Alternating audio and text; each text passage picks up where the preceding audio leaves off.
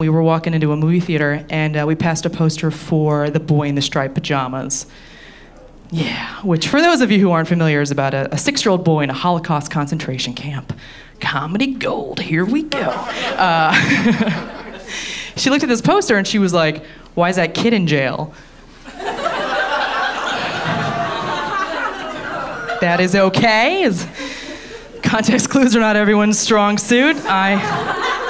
I'm not gonna make you feel embarrassed. And I was like, "Oh, it's the Holocaust." And she said, "I know, but what did he do?"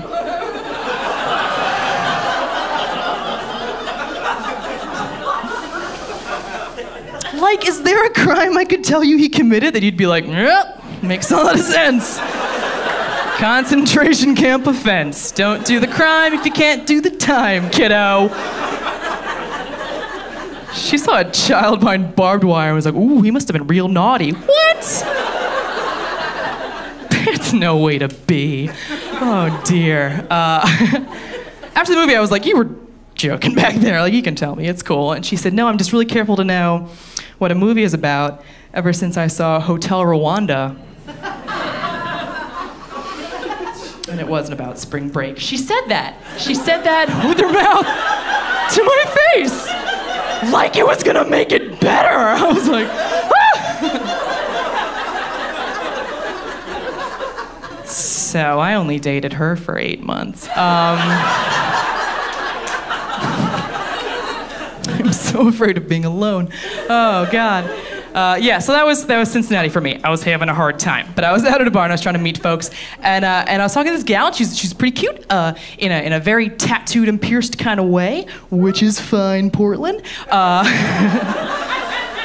It's not really my thing, because despite being a huge lesbian, I have all the pearl-clutching sensibilities of a 1950s housewife, and I wasn't sure if I approved of that.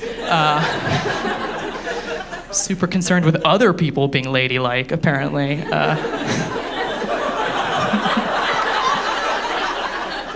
A lesbian misogynist, you don't see those a lot. I'm your unicorn. I hate myself so much. But, you know, I was in Cincinnati, so I was like, all right, we're gonna keep going for this, it's fine. Then she told me that she and the guy friend she was at this bar with were both graduates of clown college, which I had not been aware was a thing.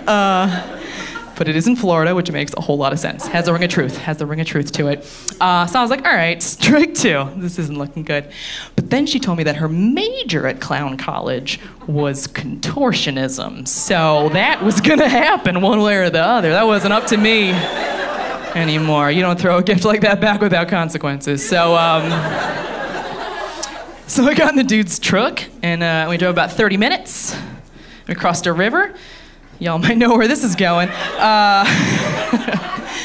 It means we had entered the great state of Kentucky, and that was when shit got real for me. There is not a whole lot that can sober a queer up faster than a surprise arrival in Kentucky, honestly. And all my faculties restored to me. And what went through my head in that moment was the headline that I imagined might result from this encounter, which was a Cincinnati grad student found dismembered in basement of Kentucky clown duo. And like, honestly, I was kind of more embarrassed than I was afraid. And I was like, they can murder me all they want, but they better dismember me real good, because no one can know I went out like this. Just let them wonder forever, it's fine. But I'm not a quitter, so I was in bed with the gal, and I was like, yo, she's not kidding about that contortionism stuff. Like, she is very flexible and articulate. Like, her foot on my back almost feels like a third hand. That is a third hand! Player 3 has entered the game, dude is in the bed. And in that moment, just millions of years of evolution kicked in, and I was like, I pretended to fall asleep, and I committed to it all night, which is why it worked, It was a threesome averted. That's a tip you guys can use if you're ever in that situation. I feel like I should warn you, it happens to work about half the time, in my personal experience. You think you'd learn your lesson from a near threesome with the Kentucky Clown duo.